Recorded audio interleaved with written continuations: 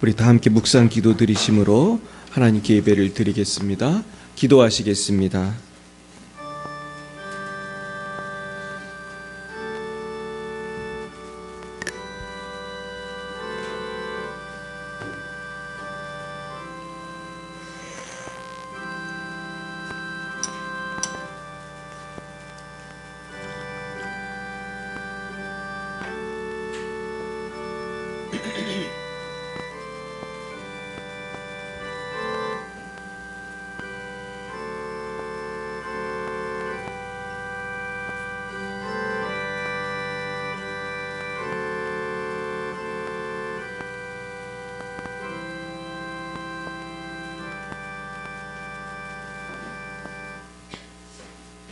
그러므로 우리가 믿음으로 의롭다 하심을 받았으니 우리 주 예수 그리스도로 말미암아 하나님과 화평을 누리자. 또한 그로 말미암아 우리가 믿음으로 서 있는 이 은혜에 들어감을 얻었으며 하나님의 영광을 바라고 즐거워하느니라. 다만 이뿐 아니라 우리가 환난 중에도 즐거워하나니 이는 환난은 인내를, 인내는 연단을, 연단은 소망을 이루는 줄 알미로다. 아멘. 사랑과 은혜가 충만하신 하나님 아버지, 참 감사합니다. 우리를 구원하사 하나님의 자녀 삼아 주시고 이렇게 주님 전에 나와 예배하게 하시니 참으로 감사드립니다. 그러나 저희들 지난 한 주간 동안도 주님께서 허락하신 여러 가지 어려움 속에서 불평하며 원망할 때도 많이 있었음을 고백합니다. 주님, 우리의 믿음 없음을 용서하여 주시옵소서. 이제는 항상 기뻐하며 쉬지 말고 기도하며 범사에 감사할 수 있는 믿음을 주시옵소서. 주님, 특별히 지난주에는 계엄령도 있었고 많은 정치적 소용돌이 속에서 많은 국민들이 불안한 시간을 보냈습니다. 주님, 우리나라를 긍휼히 여겨 주시옵소서. 모든 지도자들과 국민들이 하나님만을 경외하게 하시고 이 땅에 온전히 하나님 나라가 이루어지게 하옵시고 평강을 주시옵소서. 하나님 아버지, 이 시간에도 열방에서 복음을 증거하시는 선교사님들을 위하여 기도합니다. 레바논의 송주영 박정임 선교사님, 러시아의 장순영 김정희 장아림 선교사님, 말라이 오촌식 박경은 선교사님을 축복합니다. 지금 특별히 이스라엘과 레바논의 정세가 아직도 불안한 가운데 송주영 박정임 선교사님이 다시 출국을 준비하고 있습니다. 주님, 긍휼히 여겨 주시옵소서. 우리 모든 선교사님들 어디 계시든 지켜주시고 보호하여 주시옵소서. 하나님 아버지, 이제 성탄절이 얼마 남지 않았습니다. 주님, 우리에게 성령을 부어주셔서 이 성탄의 계절에 한 영혼을 주님께로 인도하게 하여 주시옵소서. 아버지, 또한 우리의 이 일을 위하여 또 우리 교회와 가정과 열방을 위하여 우리가 토요일 3시에 모여서 기도회를 갖고자 합니다. 하나님, 이 기도회에도 성령님 함께하여 주시고 우리가 전심으로 기도할 때 오순절 다락방에 하나님의 성령께서 임하신 것처럼 우리에게도 동일한 역사가 일어나게 하여 주시옵소서. 하나님, 오늘 특별히 인천 큰비전교회에서도 치유성회가 있습니다. 이 시간에도 성령님 임하여 주시고 하나님의 큰 은혜가 넘치는 시간이 되게 하여 주옵소서. 주님, 이번 한 주간도 하나님께 맡깁니다. 주님, 우리 모두에게 새 힘을 더하여 주옵소서. 우리에게 믿음, 소망, 사랑을 더하여 주시옵소서. 우리 모든 성도님들의 영혼이 잘된 같이 범사가 잘되고 강건하게 하여 주시옵소서. 주님, 예배의 첫 시간입니다. 마치는 시간까지 우리와 함께하여 주시고 성부, 성자, 성령 하나님 홀로 영광을 받아 주시옵소서. 예수님의 이름으로 기도드리옵나이다. 아멘. 나는 전능하신 아버지 하나님 천지의 창조주를 믿습니다. 나는 그의 유일하신 아들 우리 주 예수 그리스도를 믿습니다. 그는 성령으로 잉태되어 동정녀 마리아에게서 나시고 본디오 빌라도에게 고난을 받아 십자가에 못 박혀 죽으시고 장사된 지 사흘 만에 죽은 자 가운데서 다시 살아나셨으며 하늘에 오르시어 전능하신 아버지 하나님 우편에 앉아 계시다가 거기로부터 살아있는 자와 죽은 자를 심판하러 오십니다. 나는 성령을 믿으며 거룩한 공교회와 성도의 교제와 죄를 용서받는 것과 몸의 부활과 영생을 믿습니다. 아멘. 성시교독은 교독문 116번 구주강님 두 번째입니다. 116번 구주강님 두 번째입니다. 이새의 줄기에서 한 싹이 나며 그 뿌리에서 한 가지가 나서 결실할 것이요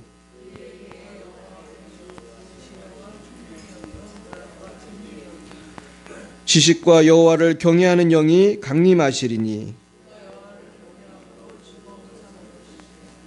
그의 눈에 보이는 대로 심판하지 아니하며 그의 귀에 들리는 대로 판단하지 아니하며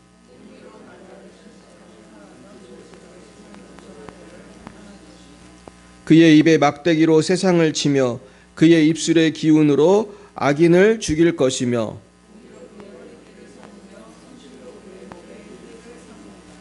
그때에 이리가 어린 양과 함께 살며 표범이 어린 염소와 함께 누우며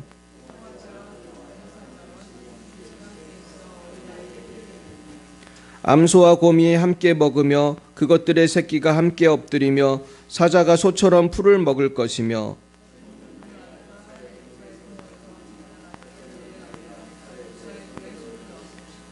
내 거룩한 산 모든 곳에서 해됨도 없고 상함도 없을 것이니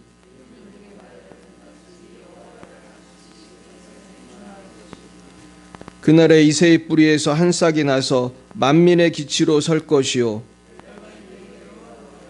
그가 거한 곳이 영화로우리로다. 아멘.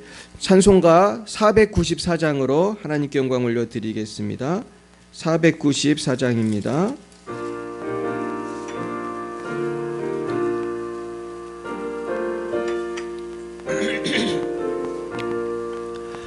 만세 반석 열리니 내가 들어갑니다. 장애 허리 상하여 물과 피를 흘린 것 내게 흉되어서 정결하게 하소서. 내가 공을 세우나 은혜 갚지 못하네. 쉼이 없이 힘쓰고 눈물 근심 많으나 구속 못할 죄인은 예수 홀로 속하네. 빈손 들고 앞에 가 십자가를 붙드네. 의가 없는 자라도 도와주심 바라고 생명샘에 나가니 나를 씻어 주소서.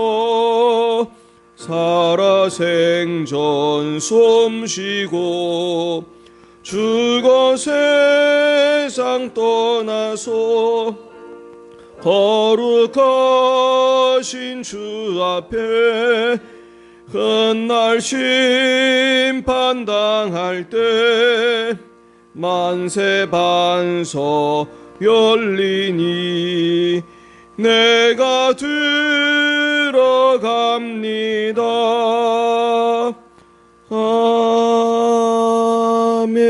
아멘. 이 시간 예배를 위하여 김홍택 집사님 기도 인도해 주시겠습니다. 기도드리겠습니다. 거룩하신 하나님, 우리가 하나님 안에 있음을 믿습니다. 날마다 부족함 없이 주시고 예수님의 보혈로 우리의 죄를 사하여 주시니 감사드립니다. 오늘 말씀 전하시는 곽찬희 목사님께 성령 더하여 주시고 하나님 말씀 안에서 큰 은혜 받는 시간 될 수 있도록 인도하여 주시옵소서. 우리가 기도와 간구로 구하는 것이 먼저 그의 나라와 그의 의를 구하게 하시고 주께서 주관하시는 우리 삶의 모든 일들을 기쁨과 감사로 받을 수 있도록 지혜 내려 주시옵소서. 창조주 하나님, 이 땅 위에 말씀으로 세우신 우리 열방의 빛 사랑교회를 밝게 비춰주시고 저 천국으로 가는 참된 소망이요 진리의 길로 많은 불쌍한 영혼들을 구원하도록 인도해 주시고 주님 나라가 이곳에 임하게 하여 주시옵소서. 이 모든 말씀 예수님의 이름으로 기도드립니다. 아멘.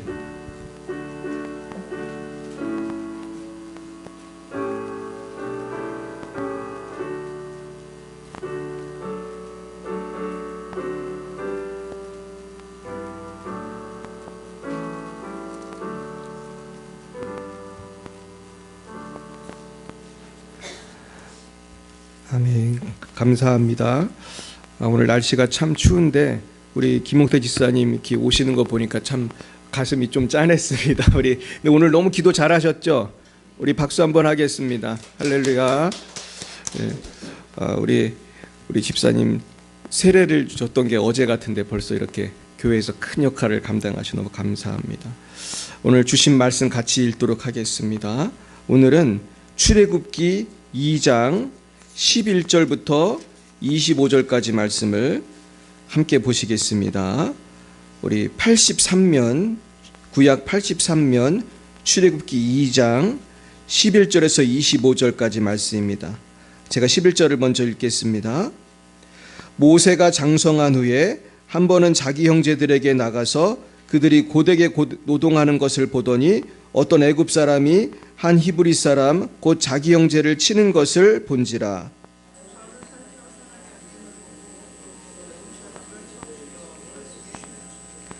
이튿날 다시 나가니 두 히브리 사람이 서로 싸우는지라 그 잘못한 사람에게 이르되 내가 어찌하여 동포를 치느냐 하매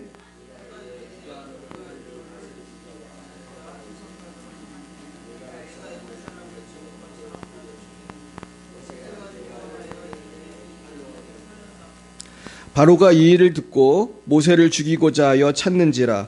모세가 바로의 낯을 피하여 미디안 땅에 머물며 하루는 우물 곁에 앉았더라.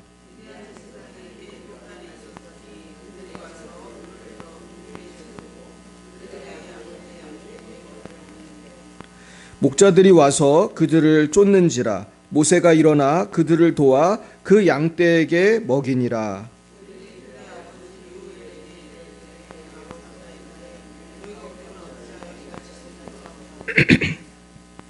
그들이 이르되 한 애굽 사람이 우리를 목자들의 손에서 건져내고 우리를 위하여 물을 길어 양떼에게 먹였나이다.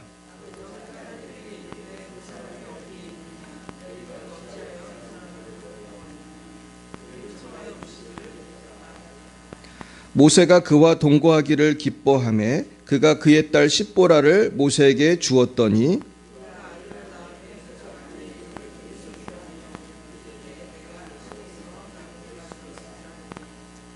여러 해 후에 애굽 왕은 죽었고 이스라엘 자손은 고된 노동으로 말미암아 탄식하며 부르짖으니 그 고된 노동으로 말미암아 부르짖는 소리가 하나님께 상달된지라.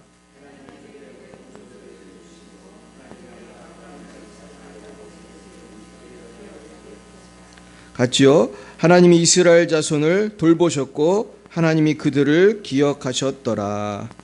아멘.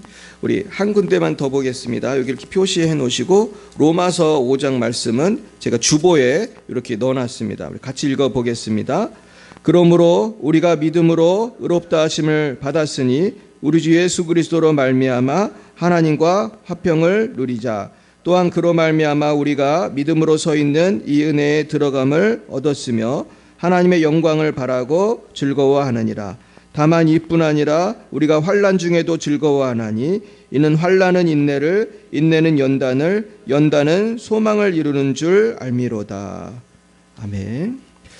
오늘 이 말씀을 중심으로 환난은 인내를이라는 제목으로 하나님 말씀을 증거하겠습니다. 우리 잠깐 기도하시겠습니다. 하나님 아버지, 하나님께서 우리를 사랑하사 더 큰 복을 주시려고 우리에게 환난을 허락하실 때도 있는 것을 봅니다. 하나님, 우리에게 주신 이 환난이 당장은 속이 아프고 마음이 아프고 몸이 아프지만은 반드시 이 일을 통해서 하나님께서 더 큰 일을 이루실 줄 믿습니다. 우리가 저 천성을 바라보며 이 땅을 바라보지 말고 이 땅의 영광을 바라보지 말고 영원한 영광을 바라보는 우리 모든 열방예비 사랑교회와 방송을 보시는 모든 분들이 되게 하여 주옵소서. 예수님 이름으로 기도드렸습니다. 아멘. 할렐루야. 네, 우리 옆에 분과 인사하겠습니다. 반갑습니다. 네, 반갑습니다. 네, 오늘 날씨가 많이 추워졌습니다. 예, 하나님께서 우리에게 성령을 보내주시기를 축복합니다. 네, 오늘 말씀은 이제 지난 주에 이어서 우리가 이제 모세가 태어나가지고 이제는 어떤 일이 있었습니까? 우리 지난주 기억나시죠? 자, 모세가 이제 갈대 상자에 넣어서 이렇게 떠내려 갔는데 누가 발견했습니까? 바로의 딸이 발견했습니다. 네, 저 그림에 보니까 되게 바로의 딸이 이쁘게 그려져 있는데 뭐 이뻤을 가능성이 크죠. 바로는 뭐 예쁜 부인 얻었을 확률이 크기 때문에 그랬는데 여기 보면 조그만 어린애를 저기 넣었어요. 그렇죠? 자, 이 조그만 어린애가 누구 같아요? 누구요? 아니 물론 아기는 모세고 모세 앞에 있는 여자애 저기 앞에 여자 있잖아요. 제가 유모를 구해다 드리겠습니다. 그러니까 아마도 모세의 누나인 미리암일 것 같아요. 지금 미리암을 그린 것 같아요. 그런 것 같으세요? 아마도 그 유모가 모세를 보고 불쌍히 여겼을 때 그 미리암이 유모를 데려오겠다. 근데 그 유모가 누구였습니까? 엄마였습니다. 그래서 모세 엄마가 유모 역할을 하면서 사실 모세를 데려다가 자기 집에서 젖 먹이면서 월급을 받는 그런 알바를 하는 그런 하나님의 특별한 은혜가 있었어요. 근데 사실은 모세는 이렇게 행복하게 엄마랑 살았지만 대부분의 아이들은 어떻게 됐을까요? 아마 그 나일강의 고기밥이 됐을 것입니다. 얼마나 참 가슴 아픈 사실이에요. 그래서 저는 이 말씀을 묵상하면서 모세와 비슷한 또래의 나이의 이스라엘 남성이 별로 없었을 것 같아요. 근데 또 성경을 잘 보면은 이런 어떤 잔인한 정책이 계속 이어졌던 것 같지는 않아요. 그걸 어떻게 알 수 있습니까? 나중에 모세가 그 이집트에 가서 사람들을 데려올 때 남자가 있었어요, 없었어요? 많이 있었잖아요. 이해 가세요? 그때 남자만 60만이었잖아요. 그러니까 나일강에 내다 버리는 그런 잔인한 정책은 계속 이어진 것 같지는 않아요. 제 생각에는 이게 어느 정도 몇 년을 했는지 모르지만은 아마 원성이 많아가지고 내 생각엔 이걸 몇 년을 했는지 몇 달을 했는지 모르지만 계속 이어지지는 않았던 것 같아요. 그러니까 이스라엘 민족이 계속 이어졌죠. 계속 이어지고 나중에 남자만 60만 명, 여자까지 치면 한 200, 애들까지 치면 200만 명 정도 큰 민족을 이룬 것입니다. 자, 그러면서 이제 이렇게 모세는 잘 자라게 됩니다. 제가 이건 이제 만화 영화 이집트 왕자라는 만화 영화에 나온 그 장면인데 아마도 모세는 이렇게 이집트의 궁전에서 살면서 누구처럼 살았을 것 같아요? 왕자. 완전히 그 나일강 고기밥이 될 애가 이집트 왕자가 돼가지고 보면은 지금 마차 경주도 하잖아요. 저기 머리 빡빡 깎은 애 같은 애가 저기 만화 영화에서는 나중에 얘가 바로가 됩니다. 근데 제가 이번에 설교를 준비하면서 도대체 모세가 어느 시대 때 존재했을까 그걸 찾아봤어요. 막 제가 막 인터넷도 뒤져보고 막 챗 GPT한테도 물어보고 근데 재미있는 거를 제가 발견했어요.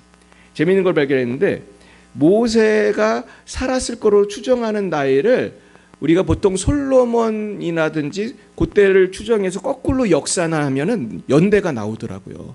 왜냐하면은 모세부터 솔로몬 정도까지는 정확하게 그 족보라든지 연대가 다 있거든요. 그 역산하면은 BC 몇 년도 이게 딱 나오거든요. 근데 찾아보니까 아마도 이집트 18왕조 때일 것 같다. 뭐 그런 게 나와요.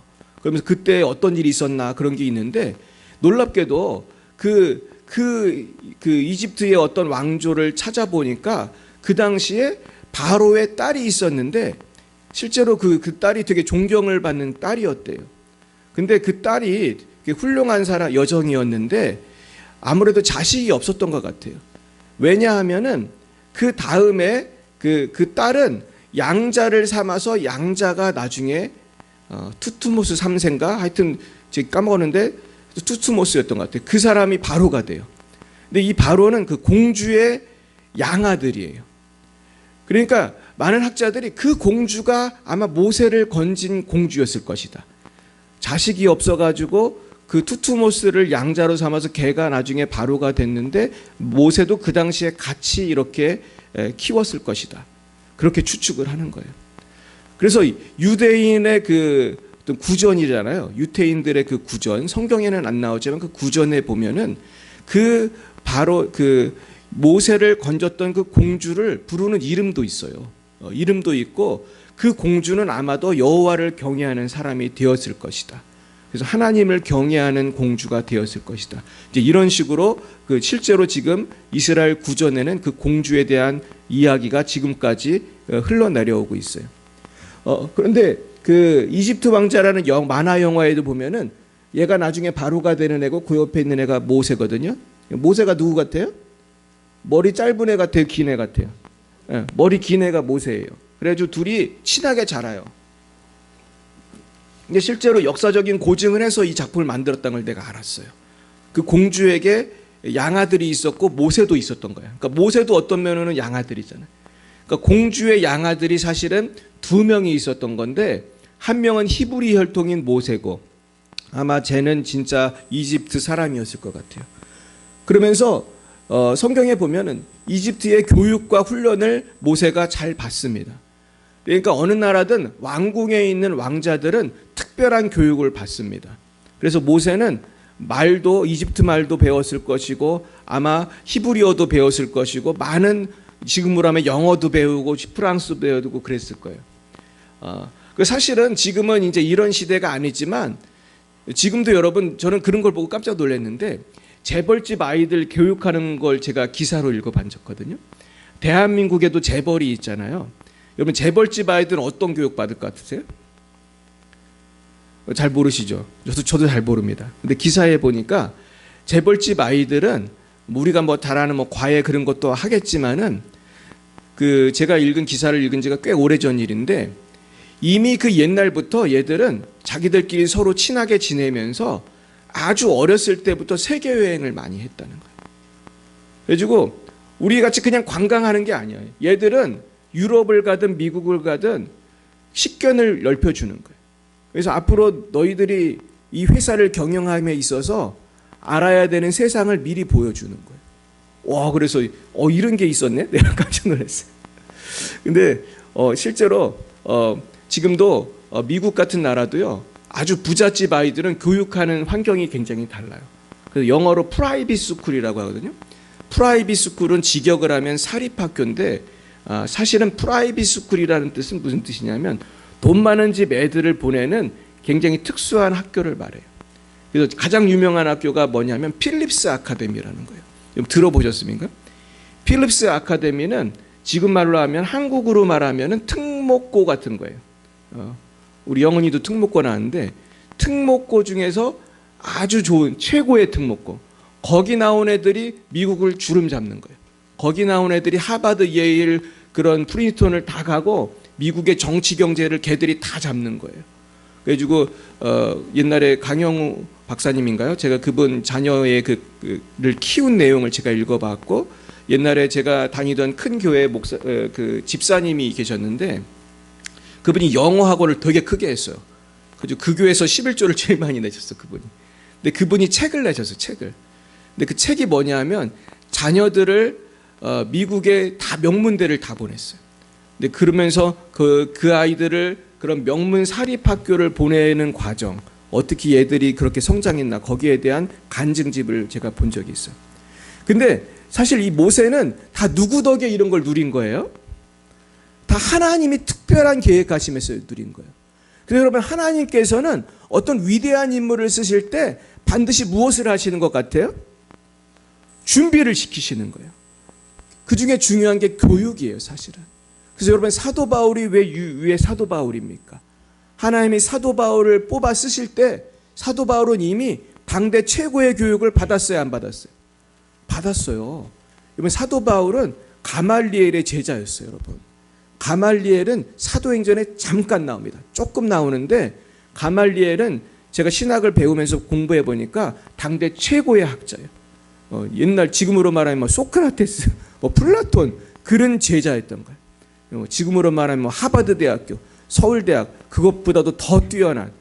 그러면서 하나님이 바울을 가말리엘에서 교육을 받게 하고 똑똑하게 만들어 놓고, 그러고 나서 하나님께서 성령을 체험할 수 있도록, 그러기 위해서 처음에 뭐를 주십니까?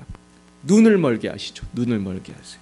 바울이 살기등등해서 기독교인들을 죽이려고 시리아를 당해서 말을 타고 가는데 눈을 멀게 하셔서 그 눈먼 상태로 그 주님의 제자인 그 제자를, 아나니아인가 제자를 만나가지고 이 사람이 그 눈이 떠지고 나중에 성령 체험을 하고 이 사람이 하나님의 도구가 됩니다. 근데 모세도 마찬가지예요. 교육만 받았다고 하나님의 도구가 될 수가 없어요. 오늘 본문에 보시면 모세는 어떤 일을 합니까? 이렇게 사람들이 고통당하는 것을 보면서 사실 모세는 굉장히 마음속에 분노가 있었던 것 같아요. 왜 히브리 백성을 이렇게 노예로 만들어서 괴롭히는가? 사실 모세는 자라면서 본인이 히브리 사람이라는 걸 알았을 것 같아요? 몰랐을 것 같아요?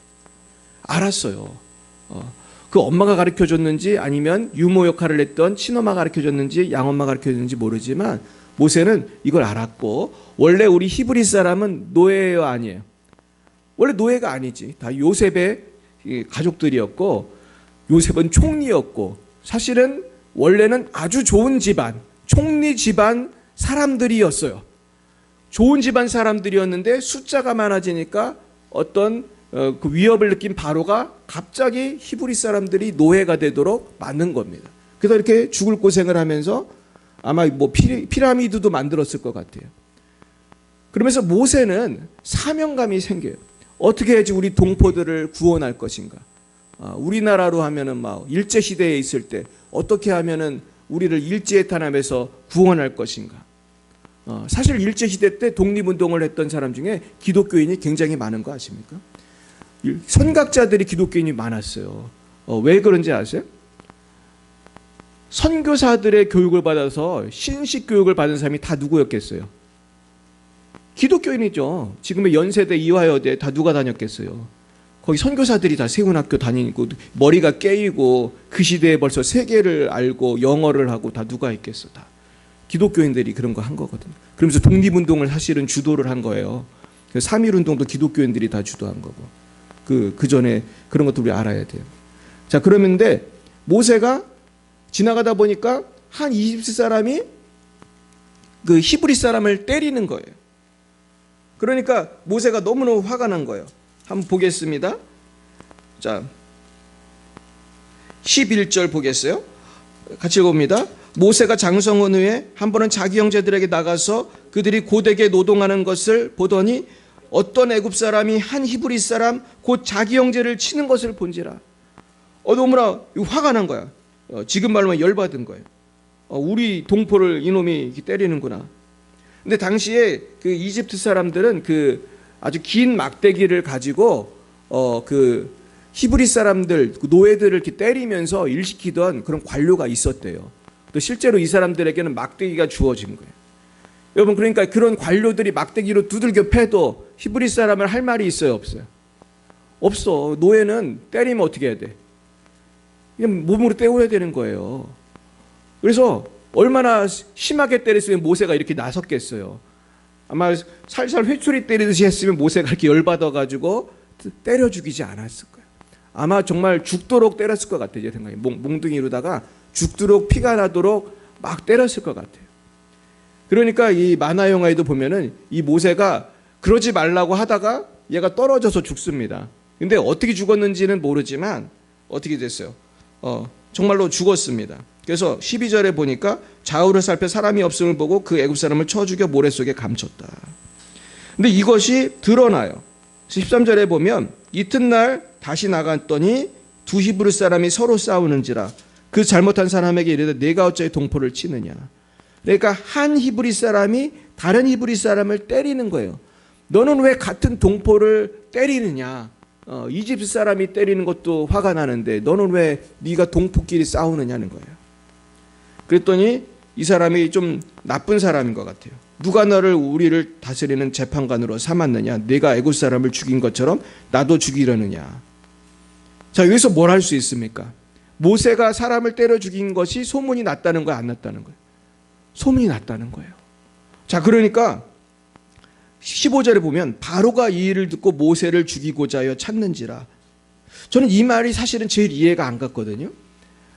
모세가 어떤 못되게 구는 이집트 사람을 때려서 잘못해서 죽었을 수 있어. 근데 모세는 지금 신분이 뭐예요? 왕자인데, 왕자님이 이제 그 높은 왕자님이 밑에서 일하는 사람을 때려서 잘못해서 죽을 수도 있어, 사실은. 그렇다고 바로가 왕자를 죽이려고 했다는 거는 좀 이해가 잘 안 가잖아요. 우리도 사극에 보면은 뭐 종을 때려서 죽었다고 뭐 임금님이 저놈을 찾아서 죽여라 그런 일은 없단 말이에요, 사실은. 그 죽은 노예만 불쌍하거나 죽은 사람만 불쌍한 건데. 그래서 여기서 저는 그 자료를 찾아봤어요. 왜 이 바로가 왜 그랬나. 근데 찾아봤더니 아까 말한 거랑 비슷한 그 스토리를 주장하는 학자들이 있어요. 그러니까 뭐냐 하면은 그 공주가 입양한 양아들이 2명이었다고 아까 그랬잖아요. 그게 뭐 100% 확실한 아닌데 그 사람일 가능성이 크거든요. 시대적으로 봤을 때. 그러면은 이제 이집트의 왕이 될 사람이 2명이 된 거야. 그 후보가. 그러니까 그 앞으로 바로가 될 사람은 경쟁자로 누구를 항상 생각했겠어요? 모세를 생각했겠지. 지금도 우리나라 한국도 정치가들끼리 사이좋게 지내요. 맨날 싸워요. 맨날 싸우잖아. 막 계엄령도 했다가 뭐 탄핵을 했다가 막 열심히 싸우잖아. 근데 이 고대 사회는 뭐 이런 게 아니죠. 이 정도가 아니고 그냥 프로세스가 간단하잖아. 그냥 죽이면 되는 거죠. 죽이면. 사람을 보내서 그냥 죄를 죽이면 되는 거잖아요. 그러니까 아마도 바로는 모세를 정치적인 어떤 걸림돌이라고 생각을 하고 제거를 하려고 한 것 같아요. 그러면서 모세는 도망갈 수밖에 없었습니다. 그래서 모세는 이때 미디안 땅으로 도망을 갔어요. 근데 이 미디안 땅은 어디냐 하면 지금의 사우디아라비아입니다. 근데 이집트에서 사우디아라비아가 꽤 멀거든요. 근데 이집트에서 사우디아라비아까지 도망갔다는 거는 정말 도망갈 수 있을 만큼 도망간 것입니다. 그 공권력이 미치지 않는 곳까지 가기 위해서 간 것입니다. 근데 당시에 왜 이렇게 멀리 도망가야 했냐면은 이집트가 너무 강대국이기 때문에요. 지금 우리가 그 성지순례 가는 시내산 있잖아요. 거기가 진짜 시내산이 아니라고 주장하는 분이 있는데 그분의 주장은 뭐냐 하면 그 시내산 근처에 이집트의 광산이 있었고 이집트의 군부대가 주둔을 했었던 곳이라는 거예요. 그러니까 이집트가 너무 국력이 크니까 지금의 시내산 이스라엘 땅까지도 이집트가 어떻게 했다는 거예요? 다 통치를 했다는 것입니다. 그러니까 모세는 그 모든 통치를 벗어나서 완전히 촌으로 간 거예요. 아주 촌으로 도망을 간 것입니다. 그래서 저렇게 이제 도망을 가고 있어요. 그래서 미디안 광야로 미디안의 사우디아라비아까지 정말로 죽기 살기로 도망을 갔습니다. 그래서 저기서 이제 목동이 되는데 오늘 성경에 보면 아주 재미있는 이야기가 나오죠. 이 목동이 되는 과정을 보면 미디안 제사장에게 7달이 있었는데 그들이 와서 물을 길어 구유에 채우고 그들의 아버지의 양떼에게 먹이려고 했습니다. 그때 목자들이 와서 그들을 쫓았다 그랬어요.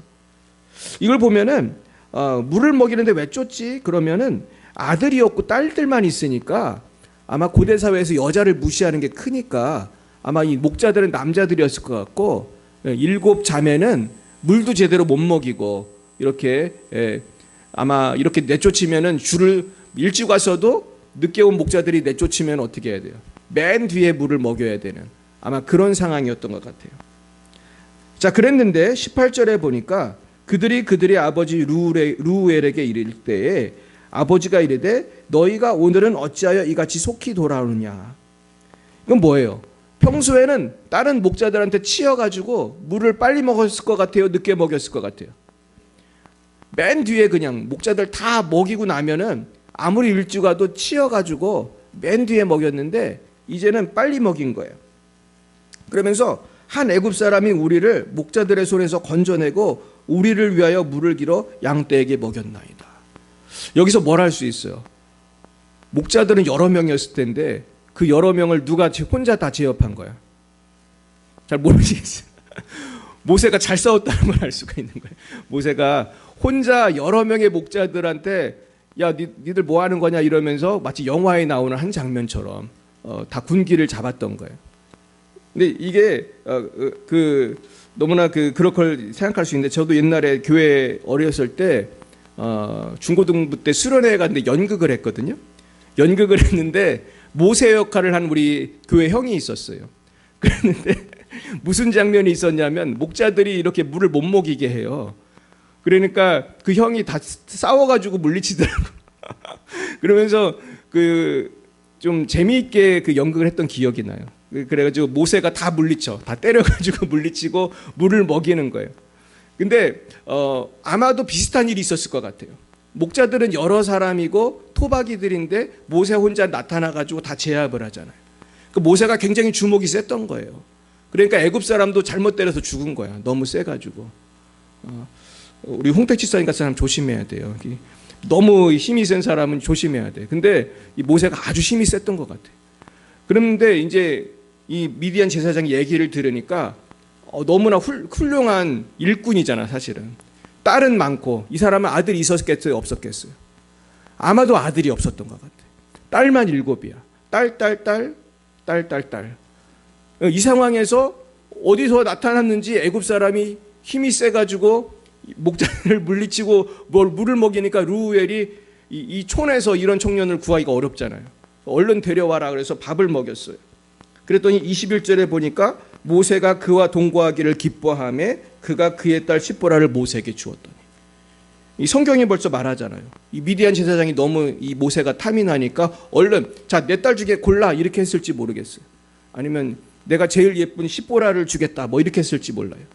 아니면 첫째 딸일지도 모르고. 근데 어쨌든 시보라가 이래서 결혼을 하고 아들을 낳았습니다. 그러면서 모세는 이렇게 하루아침에 이집트 왕자에서 뭐로 변했습니까?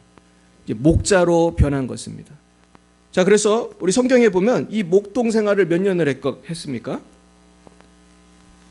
40년을 했습니다. 40년. 그러니까 여러분, 하나님의 훈련 기간은 생각보다 길을 것 같아요? 짧을 것 같아요? 길은 것입니다. 우리 김홍택 집사님을 지금부터 연단을 하시면 40년이 지나면 몇 살이에요? 이게 너무 많은가, 40년은? 근데 하나님은요, 충분히 연단을 하시는 거예요. 할렐루야. 아멘이 적으신데, 우리도 지금 연단 받고 있나요? 연단 받고 있어요, 사실은. 그러니까 사실은 하나님은 우리를 어떻게 보면 천국 갈 때까지 연단을 하시는 거예요. 우리 김재덕 지사님도 지금 연단을 받고 계신 거예요. 그러면서 모세가 정말로 80대까지 연단을 받습니다. 그러면서 드디어 나중에 연단이 끝났을 때 어떻게 돼요? 저렇게 하나님 부르시잖아요. 불 속에서 저 나무가 불이 안 타니까 신기하다. 왜 불이 안 타지? 그러면서 갔는데 내 신을 벗어라. 그러면서 하나님이 부르시는 장면이 이제 좀 있으면 나올 겁니다. 그러면서 이제 앞으로 이 장면이 나올 것인데, 그러면서 나중에 저게 뭐예요? 뭐를 갈랐어요? 홍해를 갈랐습니다. 자, 오늘 그러면서 제가 소개시킬 사람이 2명이 있는데, 모세도 이렇게 연단받기 전에는 이렇게 보세요. 왕자로 지냈지만은 이 사람이 아직까지 하나님 앞에서 쓰임받을 준비가 됐어요? 안 됐어요? 안 됐어요. 아직도 성령으로 사는 사람이 아니라 무엇으로 사는 사람이야? 힘으로 사는 사람이야. 한 대 때리면 되지. 뭐가 문제야? 때리면 되지. 근데 이게 이스라엘 민족을 구원할 지도자감은 아니란 말이에요. 그러니까 하나님이 이렇게 연단을 시키셔가지고 40년 동안 연단을 시키신 거예요. 그래서 우리는 하나님의 도구가 되기 위해서 저는 오늘 3가지 말씀을 드리려고요. 첫 번째는 세상적인 생각, 그리고 육체적인 생각을 버려야 된다는 거예요.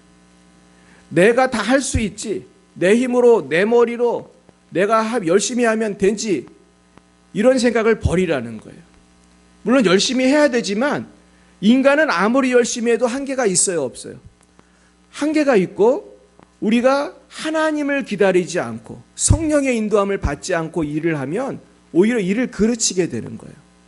저는 이런 경험 많이 했어요. 내가 승질급하게 해서 잘된 일이 있었겠어요, 없었겠어요? 그런 일은 거의 없는 거예요. 승질급하다고 욕만 먹지. 그러니까 우리가 내가 온전히 죽기 전에는 하나님을 나를 쓸 수가 없는 거예요. 내가 아무리 공부를 많이 해도, 내가 아무리 힘이 세도, 내가 아무리 이뻐도 안 되는 거예요.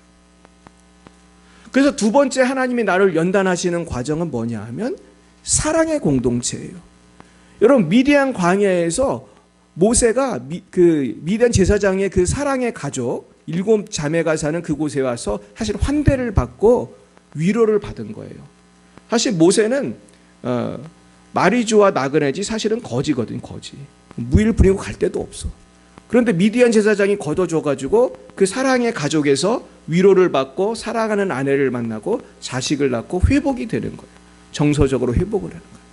그러니까 하나님은 성령이 임하게 하실 때 갑자기 그냥 허공에서 성령이 임하시는 그런 뭐 사도 바울 같은 경우도 가끔 있지만은 대부분은 가정이라는 공동체, 또 교회라는 사랑의 공동체, 믿음의 공동체를 통해서 우리를 위로하시고 치유하시는 줄 믿으시길 축원합니다. 여러분, 그 중에서 하나님께서 우리를 보내신 곳이 어디예요? 열방예비 사랑교회. 열방예비 사랑교회. 우린 정말 사랑의 공동체잖아요. 여러분 잘 오셨습니까? 네, 아멘 안 하시는 분이 계신데. 여러분 잘 오신 줄 믿습니다. 그리고 이 사랑의 공동체는 누가 만들어가는 거예요? 하나님 만드시고 내가 기도하면서 내가 사랑하면서 결국 우리는 이 사랑의 사명을 감당해야 되는 거예요. 우리 옆에 분에게 인사하겠어요. 제가 섬기겠습니다. 예, 제가 사랑하며 섬기겠습니다. 그럴 때 우리는 사랑의 공동체가 되고 이곳에 와서 은혜를 받고 변화되는 거예요. 그리고 제일 중요한 거는 세 번째는 하나님께서는 이 모세를 사용하실 때 사명의 자리로 부르신다는 거예요. 그래서 모세는 사실은 사랑의 공동체에서 연단을 받다가 나중에 어디로 돌아가요? 이집트로 돌아가죠. 애굽으로 돌아가서 사명을 감당하게 되는 것입니다. 그래서 우리가 하나님께 쓰임받는 공식도 마찬가지예요. 내가 세상의 헛된 것을 버리고 세상의 부귀영화를 버리고 내가 이제는 주님의 사랑의 공동체 교회에서 가정에서 변화를 받아서 사명을 감당해야 돼요. 그래서 우리가 지금 해야 될 일은 뭐냐 하면은 사명을 위해서 살아야 되는 거예요. 그래서 오늘 제가 보여드린 이 두 분은 완전히 다른 인생을 살아가는 분이에요. 왼쪽에 계신 분은 누군지 알죠? 누구예요? 네, 우리 김영희 시사님이 맞추셨는데 마릴린 몰로예요. 마릴린 몰로는 사진을 찾아보니까 너무 야한 사진이 많아가지고 나름대로 그 단정한 사진을 제가 찾은 거예요. 마릴린 몰로예요. 그리고 옆에 있는 사람은 누굽니까? 이분은 라이프라는 미국 잡지에 지금 모델이 된 거니까 당시에 상당히 유명했다는 뜻이죠. 저기 보면은 연도와 날짜가 정확히 쓰여져 있어요. 1940 몇 년도고 20센트라고 써있어요. 20센트. 그리고 1년에 구독하면 $6 이렇게 써있어요. 당시에는 물가가 쌌더라고요. 20센트면 되게 적은 돈이거든요. 1불이 1,000원이 좀 넘으니까 20센트면 얼마입니까? 200원인가? 200원. 잡지가 이렇게 쌌던 때. 근데 이 콜린 에반스 그리고 콜린 타운센드 에반스 하고 이 머릴린 몰로의 삶입니다. 이 두 분은 고향이 같아요. 둘 다 캘리포니아가 고향이고 나이도 비슷해요. 콜린 에반스는 1928년생이고 머릴린 몰로는 1926년생이에요. 나이도 2살 차이밖에 안 나요. 가정 환경도 비슷해요. 머릴린 몰로는 사실 사생아예요. 엄마가 사실 바람 펴가지고 생긴 애예요. 그래서 마릴린 몰로 엄마도 이뻤는지 그러면서 사실 불행하게 자라요. 마릴린 몰로 엄마는 정신병에 걸려요. 그래가지고 정신병에 걸려서 애를 제대로 못 키워. 그러니까 아빠 없이 큰 거예요, 마릴린 몰로가. 근데 콜린 에반스도 마찬가지예요. 10살인가 12살인가에 부모님이 이혼을 합니다. 그래가지고 콜린 에반스도 사실은 불행한 그런 어린 시절을 보내요. 근데 두 사람의 공통점이 있었어요. 뭐겠어요? 딱 보면 모르세요? 공통점이 뭐예요? 이쁘잖아요. 딱 봐도 이쁘잖아요. 그래가지고 마릴린 몰로는 군수 공장에서 일을 하고 있었어요. 그래서 마릴린 몰로는 21살인가에 결혼을 합니다. 왜 결혼을 빨리 했냐면은 빨리 독립하고 싶어가지고 마릴린 몰로는 엄마가 정신병 걸려서 남의 집에 위탁 가정이라고 해야 되나? 그런 데서 이렇게 많이 자랐어요. 그래가지고 자기가 빨리 독립해야지. 그래가지고 옆집에 있는 총각하고 결혼을 해요. 그게 21살인가 그렇습니다. 근데 이 총각이 2차 대전 때라 전쟁에 나가요. 남편이 바로 전쟁을 나가고 나는데 전쟁에 나간 사이에 마릴린 먼로는 당시의 여성들은 남자가 없으니까 공장을 주로 여성들이 일을 했어요. 그래서 군수 공장에서 일을 하는데 당시 어떤 카메라 기자가 와가지고 군수 공장에서 일하는 그 직공들의 사진을 찍었습니다. 근데 대부분의 사람들은 수줍어가지고 사진을 잘 안 찍는데 마릴린 먼로는 혼자 막 이런 식으로 했진 않았겠지만 막 포즈를 취하고 그러는데 너무 이쁜 거예요. 그래서 이 사람이 마릴린 먼로를 사진을 찍어가지고 나중에 그게 계기가 돼서 이 사람이 모델이 돼요. 근데 문제는 모델이 됐는데 건전한 모델만 한 게 아니라 마릴린 먼로가 이쁘니까 누드 모델이 돼. 근데 남편이 와서 그거를 보니까 어떻게 했겠어요? 너무너무 화가 난 거야. 뭐 네가 미쳤냐고 했는지 어땠는지 모르지만 싸웠어요. 근데 싸웠는데 마릴린 먼로가 그때부터 이제 문제가 생긴 게 뭐냐 하면 남편 말을 들었겠어요? 모델 일을 했겠어요? 나는 이 일을 포기할 수 없다. 그러면서 이혼을 합니다. 그래서 마릴린 먼로는 그때 첫 번째 이혼을 해요. 그러면서 계속해서 성공하기 위해서 이 사람은 얼굴이 예쁘니까 계속해서 그런 쪽으로 나가요. 그러면서 결혼을 2번, 3번을 해요. 그래서 두 번째 결혼한 사람은 미국의 유명한 야구 선수였어요.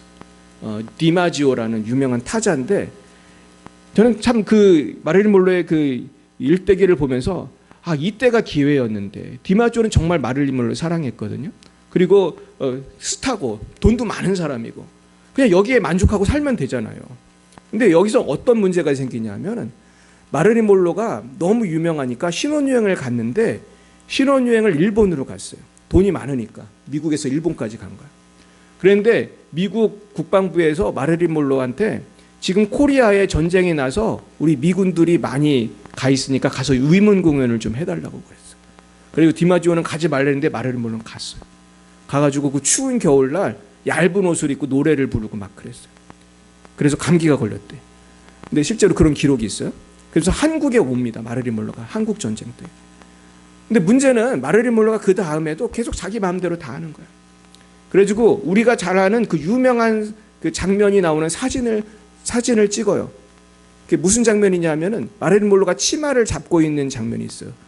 기억나십니까? 바람이 지하철에서 바람이 나오는데 지하철 환기구거든 거기가. 그러니까 미국은 옛날에도 지하철이 있었나 봐요. 바람이 나오는데 그 치마가 날리니까 치마를 붙드는 장면이 있는데 그 장면을 찍을 때 누가 있었냐면 남편이 있었어요. 디마지오가.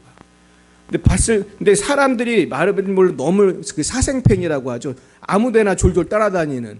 근데 그 사진을 언제 찍었냐면 새벽 1시인가 2시에 찍었는데 몇 명의 사생팬이 그 광경을 봤는지 아세요? 5,000명. 새벽 1시에 5,000명의 남자들이 그 광경을 쫓아다니면서 보고 있었고 디마지오는 그 광경을 사람들이 보고 좋아하니까 어땠을 것 같아요? 기분이. 너무너무 화가 나는 거예요. 그래서 싸웠어요. 어째 그런 사진을 찍냐. 그러면서 싸움이 났는데 그 일로 이혼을 해요. 그래가지고 그 좋은 남편을 놓치고 맙니다. 그러면서 또 세 번째 남편도 만나는데 또 이혼을 해요. 그러면서 마릴린 먼로는 나중에 누구까지 꼬셨는지 아세요? 꼬셨다고 하는 표현이 좀 웃긴데 누구까지 만났는지 아세요? 대통령을 만났어요. JFK 맞나? 존 F 케네디랑 연문이 났어요. 그래서 문제는 케네디 대통령의 남동생인 로버트 케네디하고도 또 연문이 났어요. 그러니까 케네디 대통령은 대통령이고 로버트 케네디는 법무부 장관이에요. 그러니까 두 형제하고 다 바람이 난 거예요. 근데 뭐 확실한 건 아니지만 보통 그렇게 사람들이 알고 있었어요. 그러니까 마릴린 먼로는 쉽게 말해서 자기가 원하는 사람은 누구나 어떻게 할 수 있었어요? 자기 남자로 만들 수가 있는 거예요. 근데 이게 얼마나 하나님이 슬퍼하는 일입니까? 이게 얼마나 큰 죄예요. 다 유부남들인데. 그럼 마릴린 먼로는 그렇게 하다가 죽습니다. 근데 그때 왜 죽었는지 사람들이 지금도 몰라요. 근데 제가 이번에 설교를 준비해서 자세히 알아봤어. 근데 제가 알았어요. 왜 죽었는지.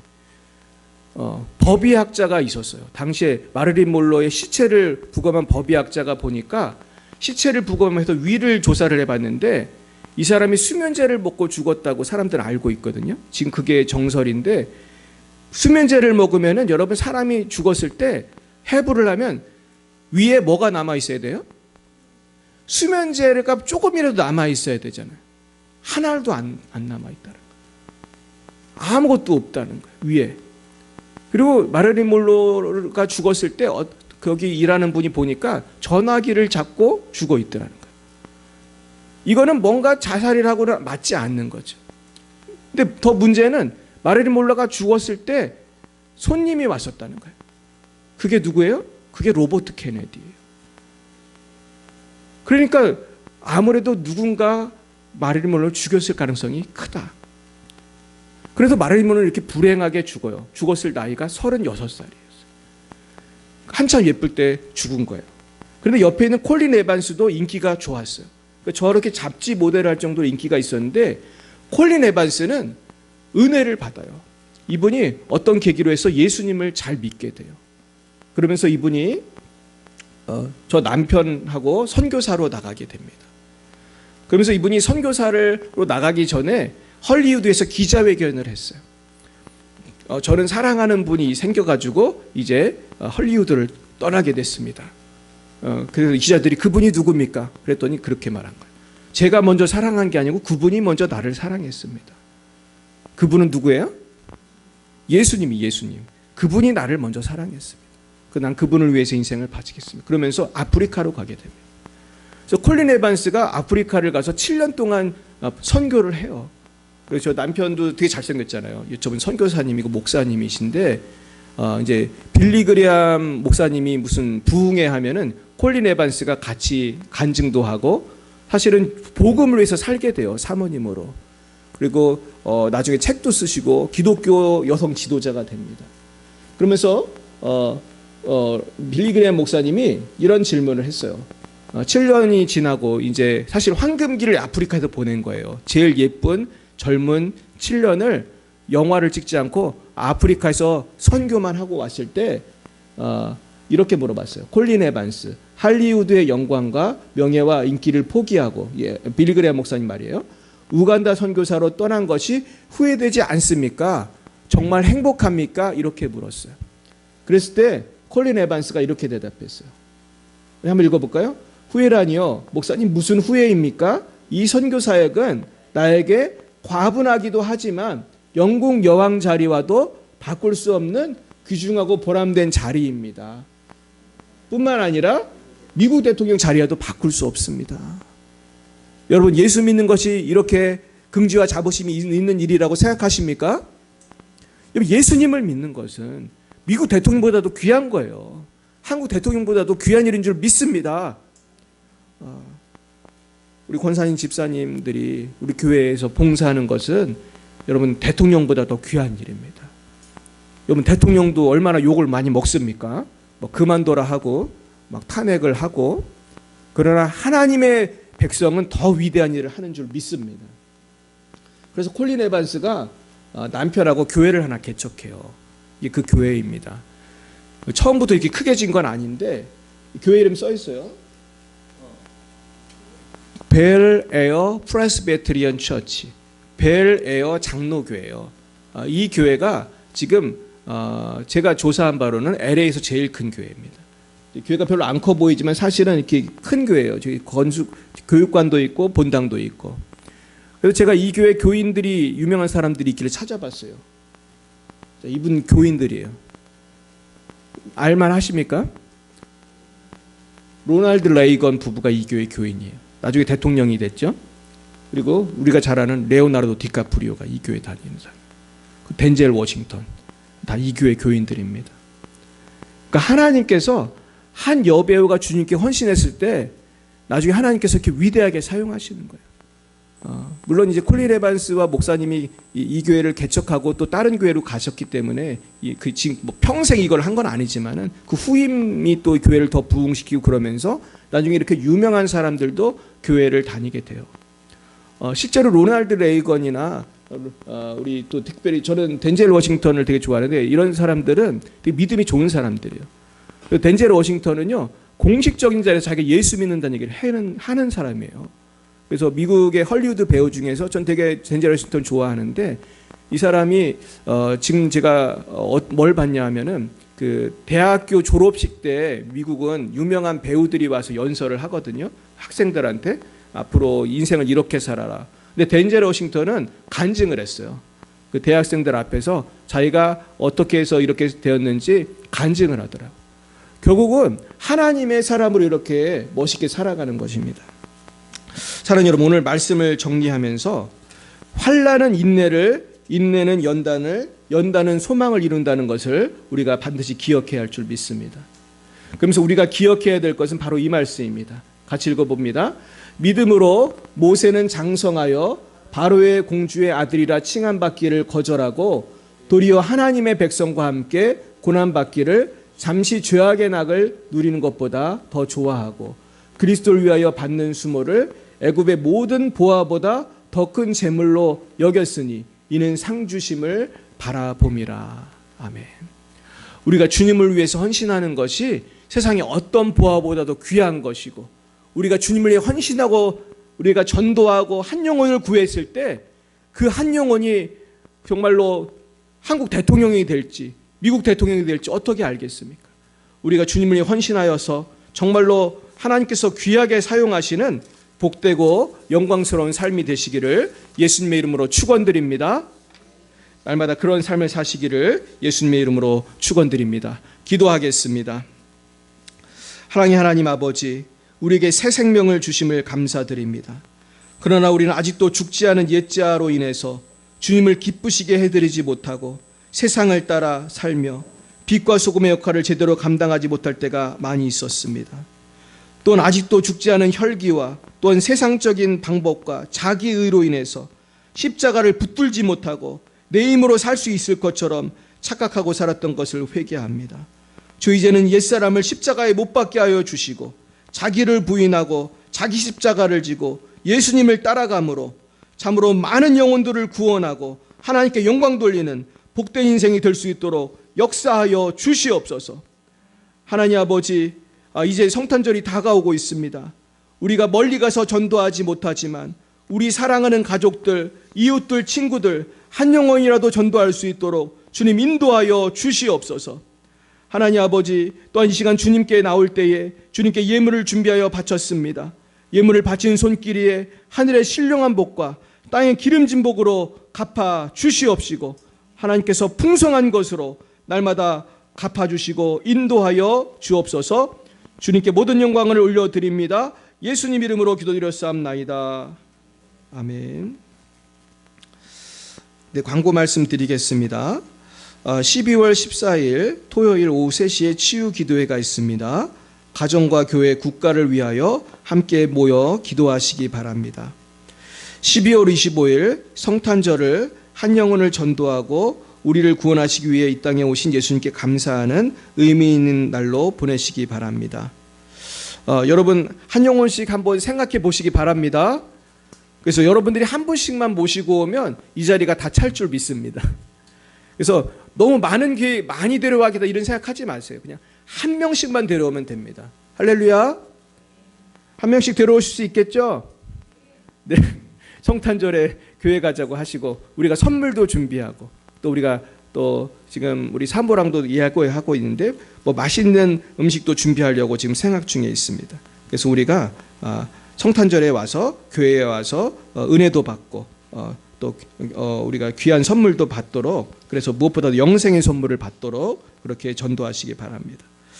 그리고 오늘 오후 5시에는 이제 제가 섬기는 우리 그리스도 군대 세계선교회 인천 동부지부, 우리 부천지부가 아직 없거든요. 여기에서 이제 오늘 큰비전교회라는 곳에서 치유 부흥회가 있습니다. 그래서 우리가 이제 교회를 돌아가면서 부흥회를 해주기로 했거든요. 그래서 사실 우리 교회도 오고 싶어 하시는데 제가 좀 기다리라고 그랬습니다. 근데 교회마다 다니면서 우리 목사님들이 기도해주고 부흥회를 인도해주는 거예요. 그래서 사실은 되게 유익한 시간입니다. 여기 가보시면 목사님들 한 20명, 30명이 와서 기도를 해주기 때문에 안수 기도를 많이 받을 수 있어요. 그리고 이 큰비전 교회는 제가 참 좋아하는, 존경하는 우리 한신현 목사님이 담임하는 교회인데 아주 교회가 참 좋고 지금 많이 부흥하는 교회예요. 그래서 우리 한신현 목사님은 제가 늘 간증할 때 말하는 10시간 기도하는 목사님이 이 교회예요. 그래서 우리 한시영 목사님 능력이 많으셔가지고 정말 병이 많이 나가지고 최근에 정말 많이 부흥했어요. 그래가지고 목사님이 그 능력 받기 전에는 교회가 너무 어려워서 되게 고민을 많이 하셨는데 지금은 막 자리가 부족할 정도로 엄청나게 부흥하고 있습니다. 그래서 5시까지 오시면 저녁 식사도 제공해 드립니다. 그리고 시간이 안 되시는 분은 뭐 한 7시까지 6시까지 오셔도 되겠습니다. 네, 우리 옆에 분에게 인사하겠습니다. 이번엔 이렇게 인사하겠어요. 한 영혼을 구원합시다. 이렇게 인사하겠습니다. 한 영혼을 구원합시다. 네, 한 영혼을 구원하는 것이 십자가 지는 것이고 모세처럼 귀하게 쓰임 받는 일인 줄 믿습니다. 날마다 한 영혼을 위해서 기도하시고요. 지금부터 매일매일 기도하세요. 매일매일 주여 한 영혼을 주시옵소서. 이름을 막 불어가면서. 그래서 기도를 많이 해야 돼요. 왜냐하면은 기도를 많이 안 하면은 악한 영이 이렇게 뽑아가요. 교회에 정착을 못하게 막 뽑아가고 그날 못 오게 막 방해하고 막 그래. 그러니까 기도를 계속 하시기 바랍니다. 저를 위해서도 기도해 주시고요. 제가 이제 말씀 준비도 잘하고 그래야 되는데 저를 위해서 많이 기도해 주시기 바랍니다. 네, 우리 다 함께 일어나셔서 우리 주기도문 찬양하겠습니다.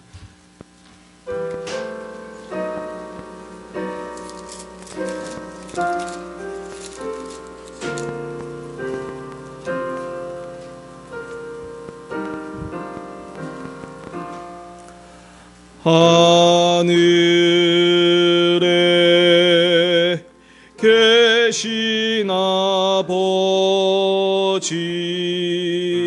이름 거룩하사 주님 나라 임하시고 뜻이 이루어지다.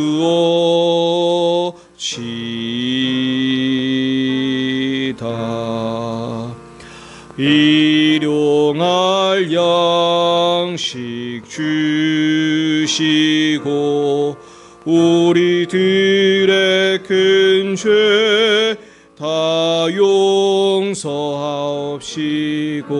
또 시험에 들게 마시고 악에서 구원하소서. 대개 주의 나라 주의 권세 주의 영광 영원히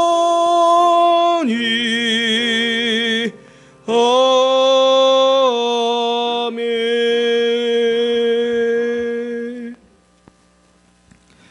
여호와는 내게 복을 주시고 너를 지키시기를 원하며 여호와는 그의 얼굴을 내게 비추사 은혜 베푸시기를 원하며 여호와는 그 얼굴을 내게로 향하여 드사 평강 주시기를 원하노라. 지금은 살아계신 주 예수 그리스도의 구속의 은혜와 하나님 아버지의 놀라우신 사랑하심과 성령의 교통하심이 날마다 자기를 부인하고 자기 십자가를 지고 주님을 따르기로 다짐하는 사랑하는 죄인들 머리 위에와 저들의 가정과 자녀와 미래 위에 이제와 영원뭉토록 함께 하옵시기를 간절히 축원하옵나이다.